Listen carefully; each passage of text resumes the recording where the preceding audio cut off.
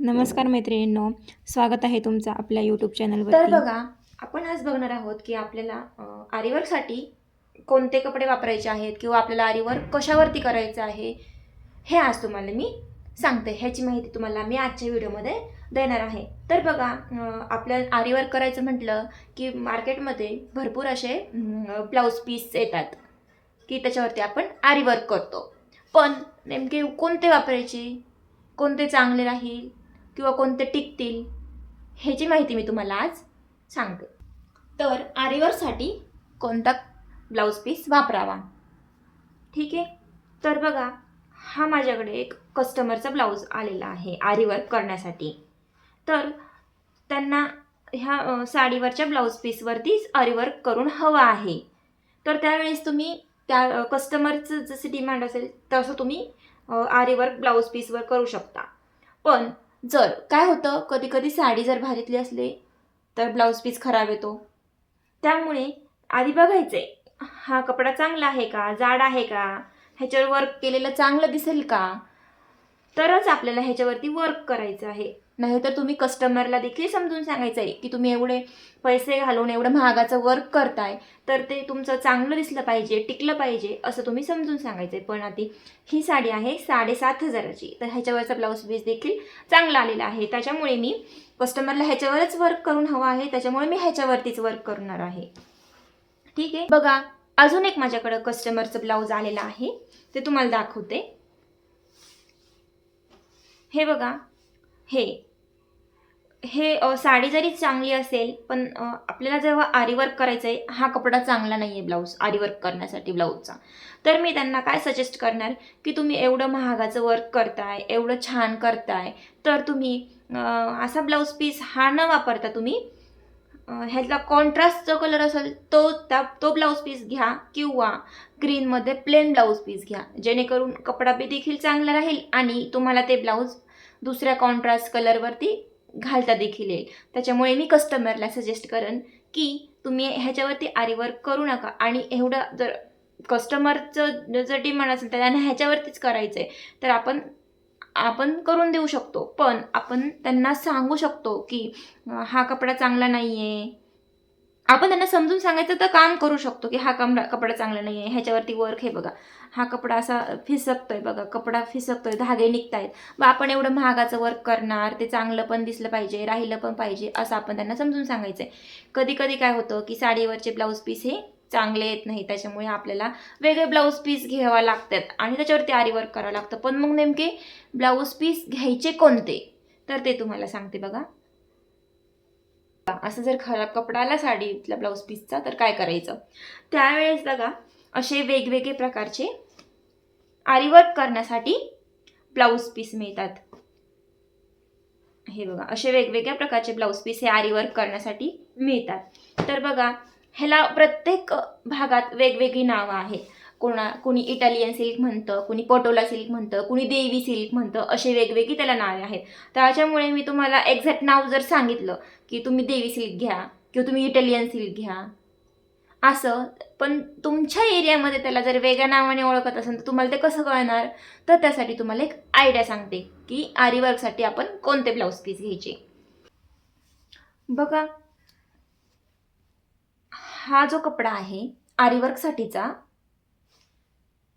हा जो कपडा आहे आरीवर्कसाठीचा, तर ह्याला मी जेव्हा सुरुवातीला मी घ्यायला गेले तेव्हा मी त्यांना बोलले की मला इटालियन सिल्क पाहिजे, तर वेगळा दाखवला. त्यांना मी बोलले मला देवी सिल्क पाहिजे, तेव्हा त्यांनी वेगळा दाखवला. म्हणजे त्याचे नावसुद्धा चेंज होत राहतात सारखे, किंवा आपण एकाला एक जर म्हटलं तर दुसरं त्याला वेगळ्या नावाने म्हणतात. तर त्यावेळेस काय करायचं बघा, आपल्याला असा 3 लाईनचा जो ह्या गोल्डनच्या 3 लाईन आहेत असा बघून आपल्याला हा एकदम म्हणजे एकदम अतिशय उत्तम हा आरीवर्कसाठी वापरला जाणारा कपडा आहे. त्यामुळे आपण, आणि हा कोणत्याही आपल्या सिल्क साड्यांवरती येऊन जातो, किंवा पैठणी साड्यांवरती सुद्धा तुम्ही असे ब्लाऊज पीस घेऊन आरीवर्क करू शकता. हा एकदम अतिशय उत्तम आहे. आणि हा काय 150च्या रेंजमध्ये भेटतो, 150 काहीतरी 150 रुपये मीटरने भेटतो. त्यामुळे हा असा आपण म्हणजे खूप असं छान आहे. बघा, आणि ह्याला अशा गोल्डनच्या 3 लाईन आहेत. हा कपडा बघून आपल्याला गोल्डनच्या 3 लाईन बघून आपल्याला कपडा हा आरीवर्कसाठी वापरायचा आहे.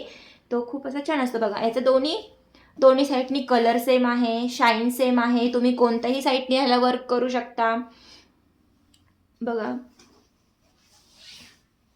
आणि ह्याच्यामध्ये भरपूर असे कलर आणि शेड भेटतात. त्यामुळे जर तुम्ही आणि मी तुम्हाला एक सांगते की जेव्हा तुम्ही ब्लाऊज करताय साडीवरचं, तर कस्टमरला एकच सांगायचं की तुम्ही असे प्लेनमध्ये कपडे घेऊन आरी वर्क करा. काय होतं की आपण जर प्लेन आरी वर्क केलं, प्लेन कपड्यांवरती आरी वर्क केलं, तर आता समजा कोणतीही जर साडी असेल त्याला ग्रीन कलरचा ब्लाऊज आला, तर आपण वर्क केलेलं ब्लाऊज हे त्या साडीवरती सुद्धा घालू शकतो. त्यामुळे मी कस्टमरला तर सजेस्ट करते आणि तुम्हालाही सांगते की तुम्हीही असंच करा. की तुम्हाला स्वतःला देखील आरी वर्क करायचं असेल तर तुम्ही काय करायचं, जे आपल्या असे कॉन्ट्रास्ट काही कलर घेऊन ठेवायचे, जे कॉमन कलर आहेत, रेड, नेव्ही ब्ल्यू, असा ग्रीन, जे कोणत्याही काठपदराच्या साड्यांवरती चालतात. पुढचा कपडा दाखवते.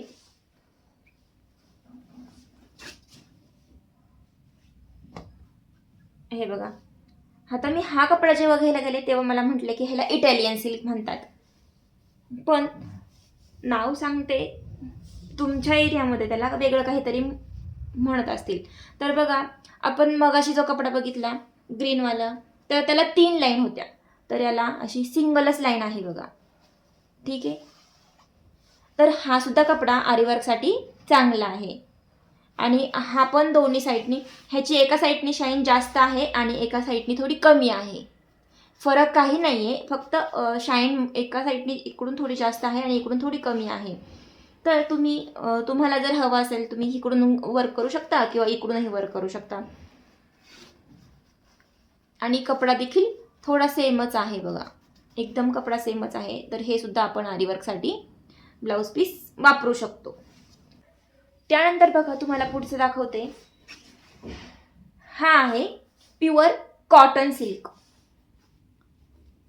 ठीक आहे. आता आपल्या साड्यांवरती आपण जसे कलर अवेलेबल असतो त्याप्रमाणे आपण ब्लाऊज पीस हा घेऊ शकतो. तर ह्याला बघा, हा कॉटन सिल्क आहे आणि हा कसा तुम्हाला सांगते आरीवर्कसाठी. ह्याला एक गोल्डन कलरची लाईन आहे आणि एक थोडीशी सिल्वर कलरची आहे. ठीक आहे. अशा 2 लाईनमध्ये हा कपडा असतो. हा पण आरीवर्कसाठी वापरू शकतो. ह्याच्यामध्ये सुद्धा काहीच फरक नाही आहे, फक्त हा कपडा थोडासा पहिल्या कपड्यापेक्षा थोडासा असा पातळ कपडा आहे बघा. आणि ह्याला सुद्धा एका साईडनी शाईन जास्त आहे आणि एका साईडनी शाईन कमी आहे. तर हा देखील आपण कपडा आरीवर्कसाठी वापरू शकतो. त्यानंतर बघा, पुढचा कपडा दाखवते तुम्हाला. ह्याला 3 लाईन आहेत, मी तुम्हाला दाखवलं ना गोल्डनच्या 3, 2, 1. तर ह्याच्यामध्ये फरक काय आहे बघा. हा धूप छाव कपडा आहे बघा. तुम्ही जेव्हा असं कपड्यांना फिरवता तेव्हा बघा त्याच्यामध्ये ब्ल्यू शेड दिसतोय, असं करताय तेव्हा पर्पल शेड दिसतोय, तर ह्याला धूप छाव कपडा म्हणतात. आणि अजून दाखवते की ह्याचा आतमध्ये कलर इकडून बघितला तर ब्ल्यू दिसतो आणि इकडून बघितला तर पर्पल दिसतो. तर बघा, आजकाल असे नवीन साड्या ज्या आलेल्या आहेत की उन्हात गेला का त्याचा वेगळा कलर दिसतो, सावलीत आल्यावर त्या साड्यांचा कलर वेगळा दिसतो. तर अशा साड्यांवरची जेव्हा आपण ब्लाऊज आरीवर्क करतो त्यावेळेस आपल्याला हा कपडा वापरायचा आहे. ह्याला धूप छाव म्हणतात. ठीक आहे. धूप छाव म्हणतात, कुणी कुणी 2 कलरचे ब्लाऊज पीस म्हणतात. त्यामुळे जेव्हा आपली साडी अशी 2 फिरत्या रंगाची असते त्यावेळेस आपण असा फिरता कलरचा ब्लाऊज पीस वापरायचा आहे आरीवर्कसाठी. ठीक आहे. त्यानंतर बघा, हा पण आहे कॉटन सिल्क. हा पूर्ण कॉटन सिल्क कपडा आहे, पण हा असा मऊ आहे, धुतल्यावरती अजून मऊ पडणार. ह्याला पण 2 लाईनिंग आहे आणि ह्याला शाईन कमी आहे. आतमधून पण कमी आहे आणि बाहेरून पण कमी आहे.